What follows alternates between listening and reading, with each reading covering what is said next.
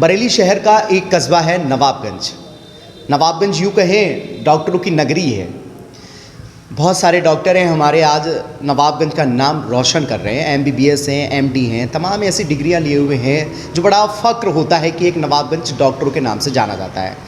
इस नवाबगंज के नाम को चार चांद लगाने वाले जो हैं दानिश रशीद साहब, जिन्होंने हड्डियों को मजबूत करने की दवा को खोज निकाला।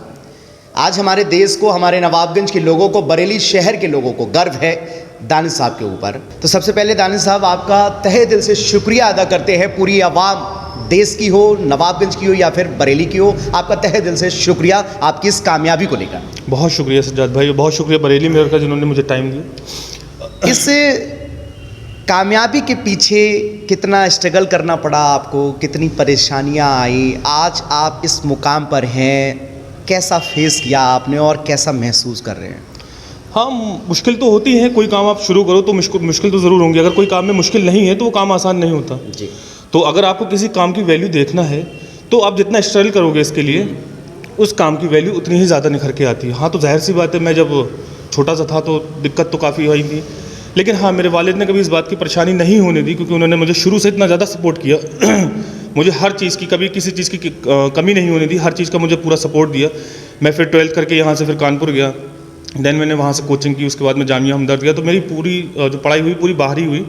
कुछ सालों तक मैं यहाँ था, उसके बाद जब से मैं बाहर ही रह रहा हूँ, और इस दौरान मुझे पूरा सपोर्ट मिला, मेरे पूरे घर का सपोर्ट मिला, मेरे वाले से पूरा सपोर्ट मिला, चाहे पैसों के एतबार से हो, चाहे किसी एतबार से हो, फिजिकली, इमोशनली सारे मुझे सपोर्ट मिले यहाँ से। मेरी बहन ने मेरे लिए बहुत सेक्रीफाइस किया।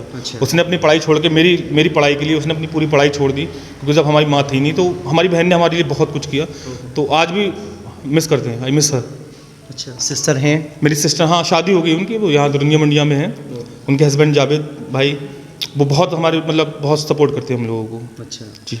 जो रिसर्च है आपकी, वो किस तरीके की रिसर्च है? थोड़ा सा इसका एक्सप्लेन करके बताइएगा। देखिए, जो मैंने काम किया है बेसिकली, आप देखते होंगे कि 40 साल के बाद में, 45 साल के बाद में जो महिलाएं होती हैं, पुरुष होते हैं, उनकी हड्डियां कमज़ोर होने लगती हैं। उसकी कई सारी वजहात होती हैं। जैसे अगर मैंने काम किया, तो मैंने स्पेशली फीमेल के ऊपर किया है, महिलाओं के ऊपर, कि महिलाओं में 45 साल के बाद में जो उनकी बोन्स होती हैं, उनकी डेंसिटी होती है, वो कम होने लगती है, मीन्स वो कमज़ोर होने लगती है, जिसकी वजह से उनकी फ्रैक्चर बहुत ज़्यादा होने लगते हैं, वो फ्रैक्चर के लिए ससेप्टेबल ज़्यादा हो जाती है।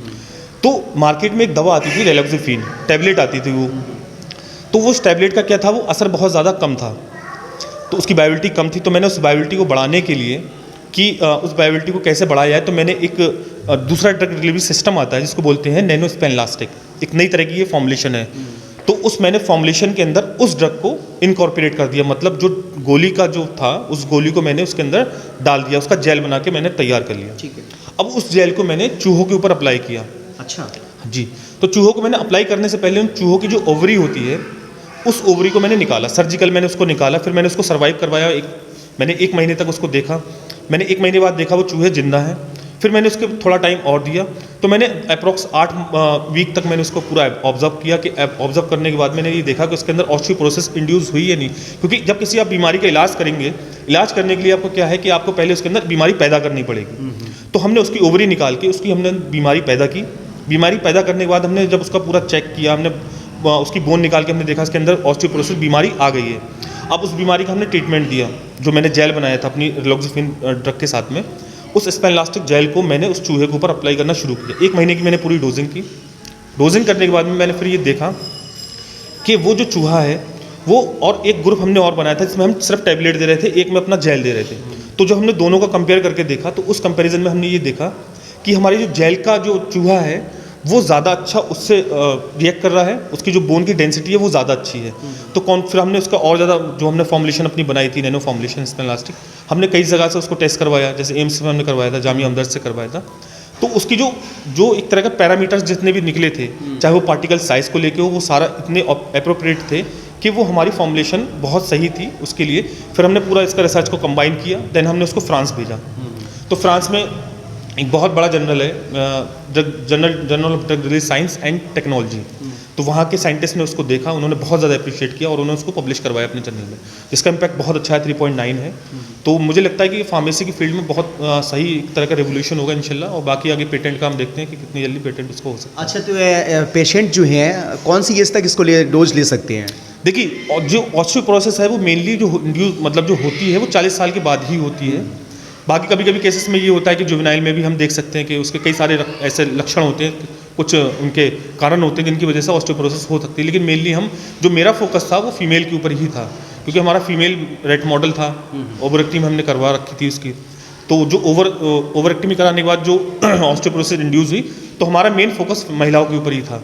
तो 40 साल या 45 साल जब मीनोपॉज हो जाता है तो उसके बाद में वो ट्रीटमेंट आप शुरू कर सकते हैं। लेकिन अभी वो जो मैंने बनाया है वो अभी तक चूहों को मैंने परीक्षण किया है, वो भी क्लिनिकल ट्रायल का फेज़ अभी बाकी है उसका। अच्छा, बाजार में कितना वक्त लगेगा उस दवा को आने में? देखिए, ये तो अभी कहना मुश्किल पड़ेगा, क्योंकि वजह इसकी ये रहेगी कि क्लिनिकल ट्रायल में कितना टाइम लग जाता है, क्योंकि उसमें क्लिनिकल ट्रायल में जितना लंबा वक्त खिंचेगा तो वो भारत सरकार के ऊपर है, उसको कितनी जल्दी क्या करेंगे। हम क्लिनिकल ट्रायल के लिए इसको भेजेंगे, बाकी जितनी जल्दी हो सकता है वो देखते हैं मार्केट में कब तक आए। अच्छा, कितना वक्त लगा था इस रिसर्च में आपको, और किन लोगों का सहयोग रहा आपके साथ? अल्लाह के शुक्र से मैंने 3 साल में ये पूरा मुकम्मल कर लिया। हालांकि पीएचडी थोड़ा टाइम बढ़ जाता है, लेकिन काफ़ी मैंने कोशिश करने के बाद 3 साल में मेरा पूरा ये काम हो गया। और मैंने जब ये पूरा काम किया उसके बाद मैंने इसको पब्लिश कराने के लिए फ्रांस भी भेजा, तो वहाँ से अल्हम्दुलिल्लाह वहाँ जल्दी मेरा एक्सेप्ट भी हो गया था। अच्छा, आपको मैंने न्यूज़पेपर में पढ़ा था आपको 28 तारीख में बुलावा आया है जामिया का।